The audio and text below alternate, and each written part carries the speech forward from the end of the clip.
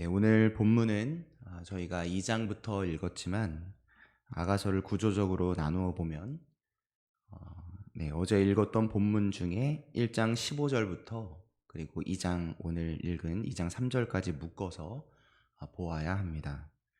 아가서 1장 15절부터 2장 3절까지의 내용은 남녀가 서로에 대한 격려와 긍정을 하는 부분입니다.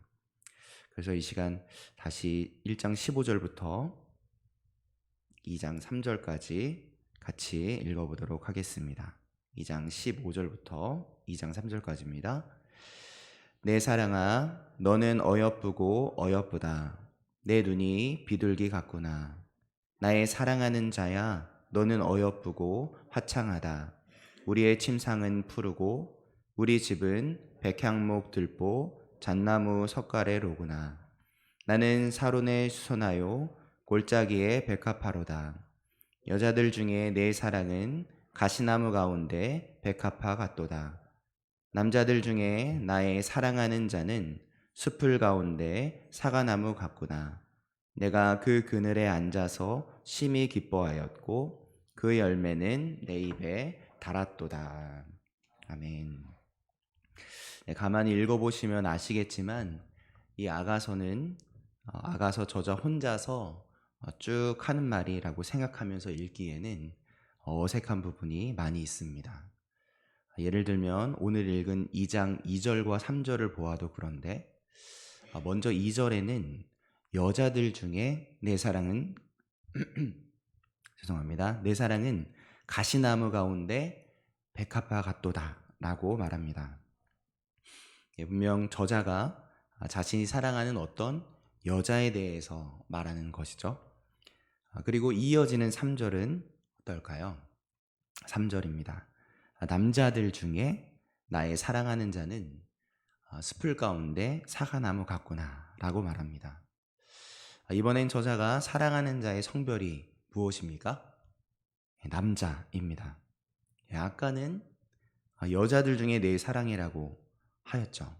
그런데 이 3절에서는 남자들 중에 나의 사랑이라고 합니다. 저자가 여자도 사랑하고 남자도 사랑하는 그런 사람이 아니겠죠? 그렇습니다. 아가서는 저자 혼자서 사랑에 대한 설명을 하고 있는 책이 아니라 남녀 간의 대화의 형식으로 쓰여진 노래 시입니다. 아가서에서 우리가 읽으려는 부분이 여자가 말하는 부분인지 또 남자가 말하는 부분인지 그것이 분명히 표시되어 있거나 또 정확하게 구분되어 있지 않아서 조금 헷갈릴 때도 많지만 먼저 아가서가 그냥 저자 혼자서 쭉 써내려간 글의 형태가 아니라 남녀 간의 대화의 형태로 노래시의 형태로 쓰여져 있구나라는 것을 우리가 기억하고서 아가서를 읽어갈 수 있다면 저자가 아가서를 통해 전달하고자 하는 의미를 우리가 오해하지 않고 조금 더 잘 이해할 수 있을 것 같습니다. 그것을 기억하고 아까 말했던 1장 15절부터 이번엔 17절까지 같이 읽어보도록 하겠습니다. 1장 15절부터 17절까지입니다. 내 사랑아, 너는 어여쁘고 어여쁘다. 내 눈이 비둘기 같구나. 나의 사랑하는 자야, 너는 어여쁘고 화창하다.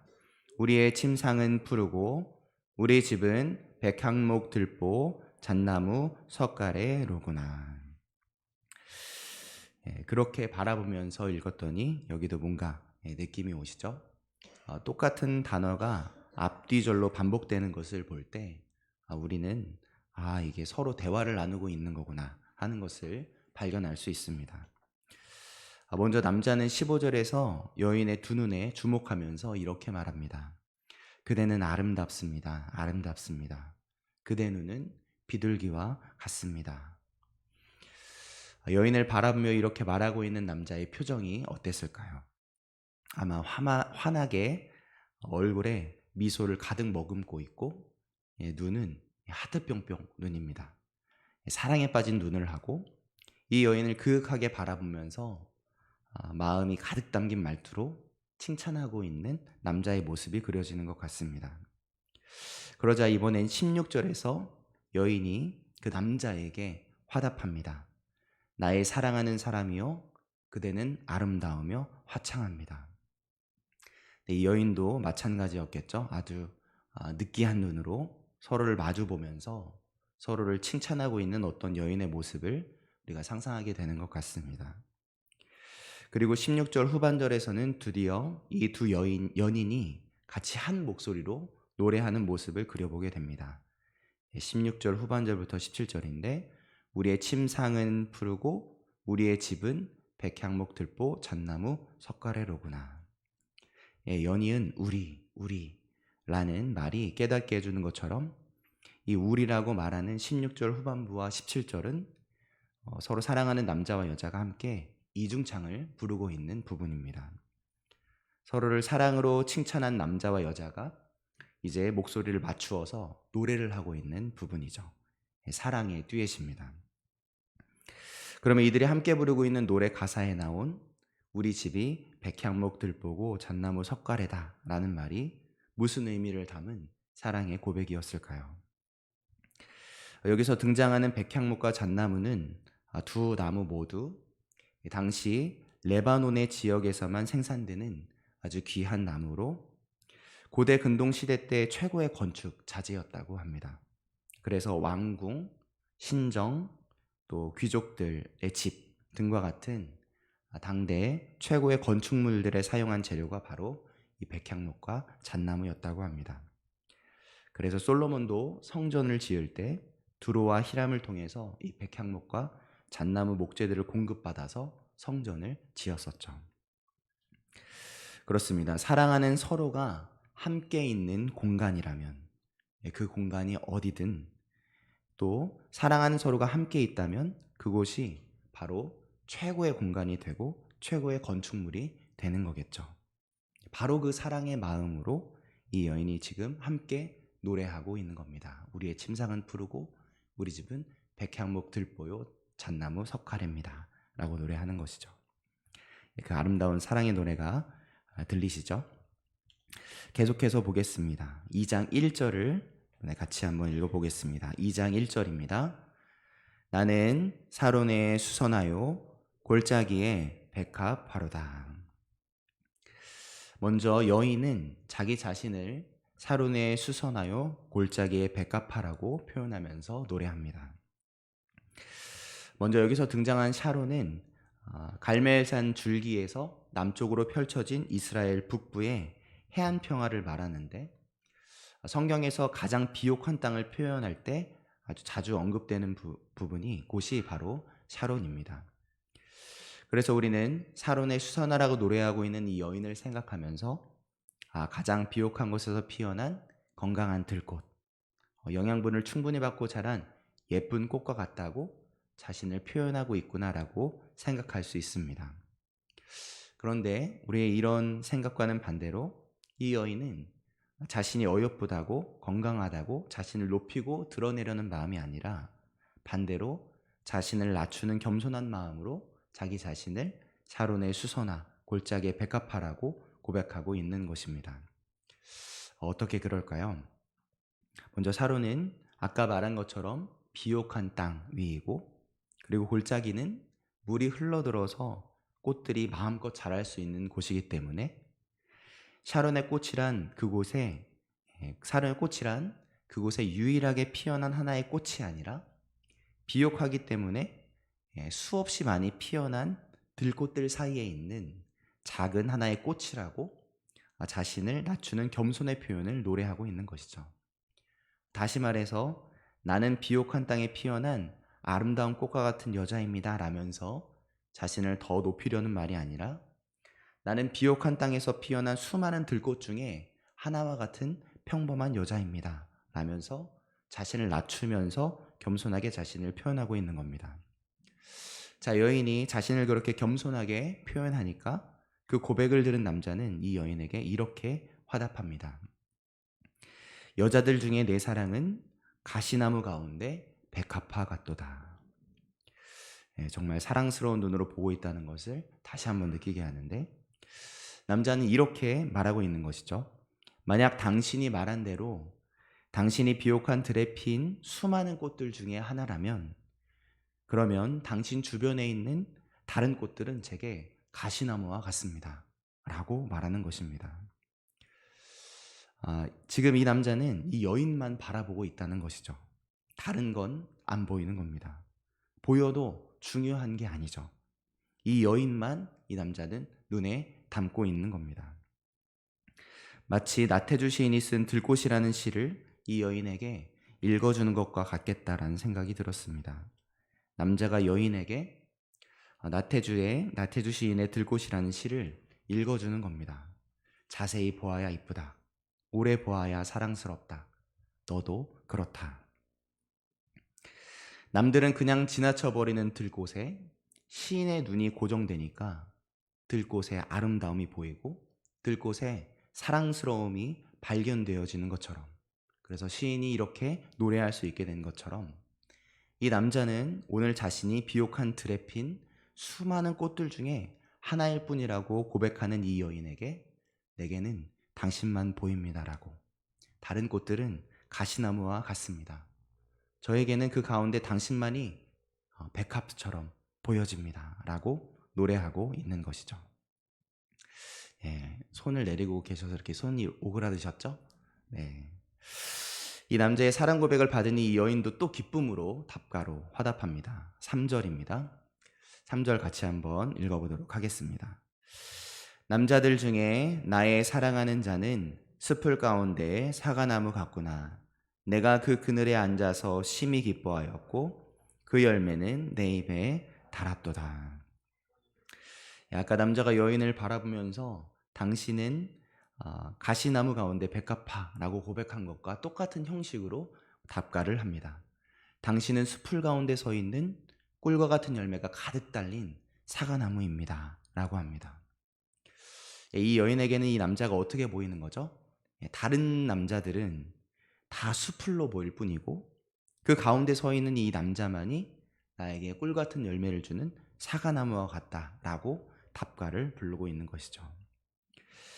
이렇게 아가서 1장 15절부터 2장 3절까지는 서로 사랑하는 연인이 서로를 바라보며 서로의 아름다운 가치를 칭찬하면서 사랑으로 노래를 하고 있습니다.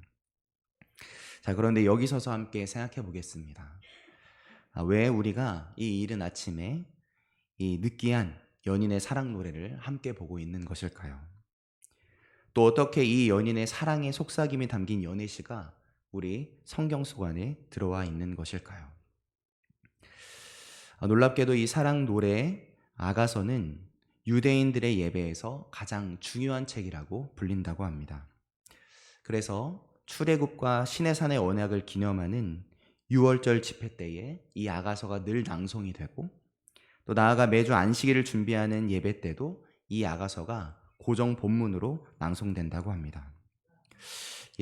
어떻게 이 오글거리는 연인의 사랑 노래, 이 아가서가 하나님을 기억하며 높이는 이 예배 때에 빠지지 않고 꼭 해야 하는 고백이 될 수 있었을까요?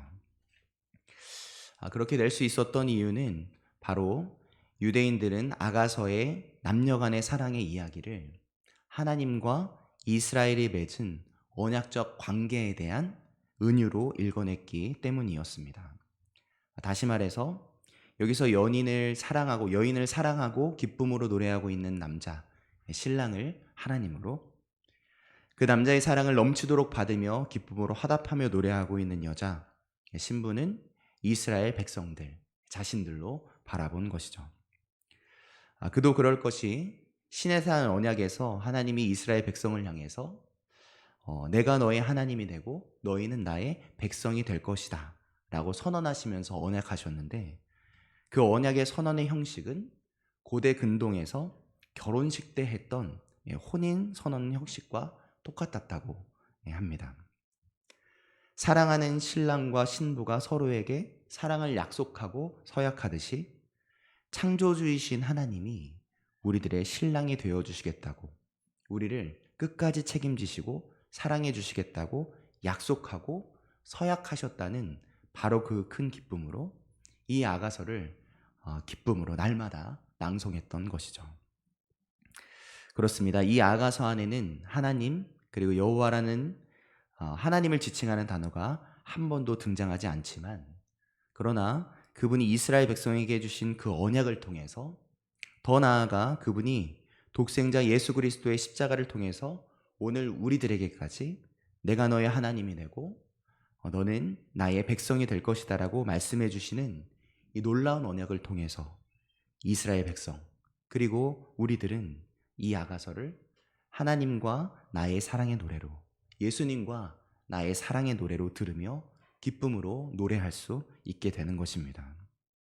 우리를 품으시는 사랑, 들의 백합화 같은 우리를 주목하시고 귀하다 하시는 분, 우리만 보인다고 노래하시는 하나님, 정말 무엇과도 표현할 수 없는 우리를 향한 그분의 놀라운 사랑을 신랑과 신부의 사랑으로서 비유하여 표현하고 있는 말씀으로 이 아가서를 읽어갈 수 있다면, 이 남자와 여자가 서로 사랑을 기쁨으로 노래하는 이 오글거리는 이 사랑의 노래가 바로 우리의 신랑 되신 하나님과 그분의 신부가 된 우리들이 기뻐서 함께 부를 수 있는 사랑 노래라는 것을 발견할 수 있게 되는 것입니다.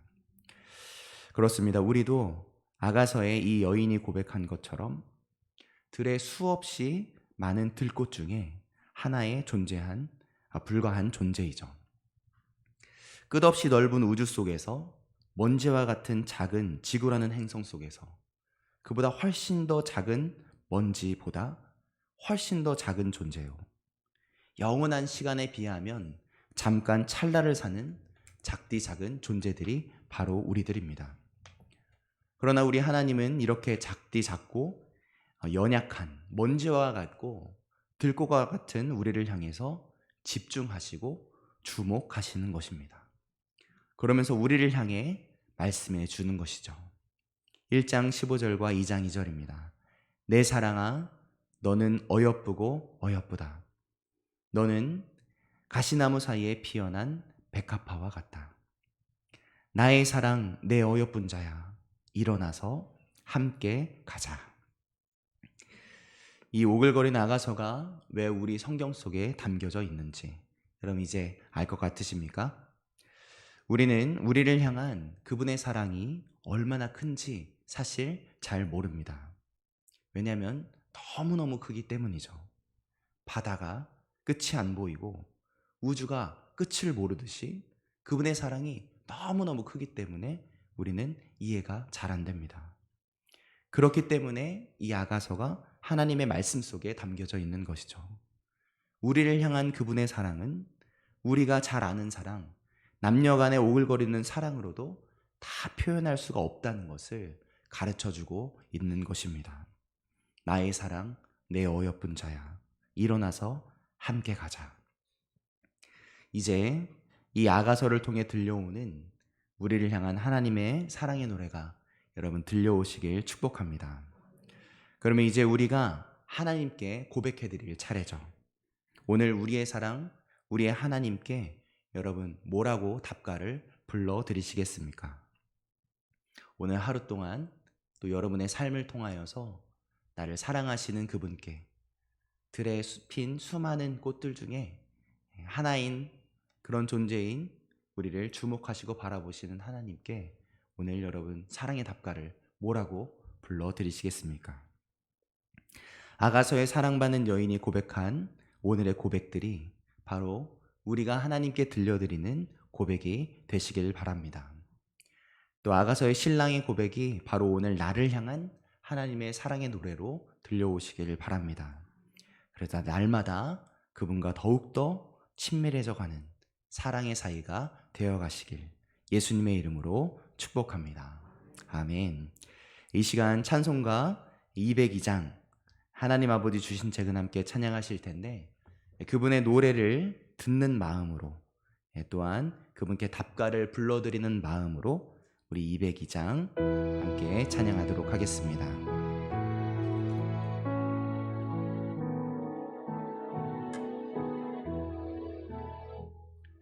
하나님 아버지 주신 책은 귀하고 중하신 말씀일세. 기쁘고 반가운 말씀 중에 날 사랑한단 말 참 좋도다. 주께서 나를 사랑하니 즐겁고도 즐겁도다. 주께서 나를 사랑하니 나는 참 기쁘다.